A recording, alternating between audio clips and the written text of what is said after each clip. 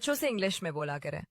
अगर आप चाहते हैं कि आपका बच्चा इंग्लिश में माहिर हो तो आज की वीडियो मिस मत करें, क्योंकि आज आप बहुत कुछ सीखने वाले हैं।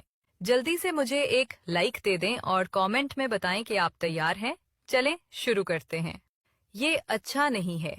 This is not good. This is not good. ये गलत है। This is wrong. This is wrong. अपना खाना खत्म करो। Finish your meal.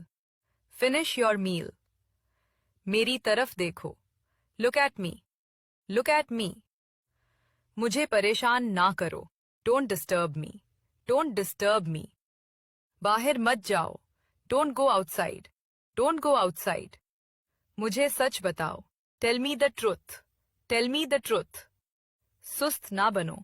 Don't be lazy. Don't be lazy. आप क्या चाहते हो? What do you want? What do you want? Video को शेयर करें और फॉलो करना ना भूलें।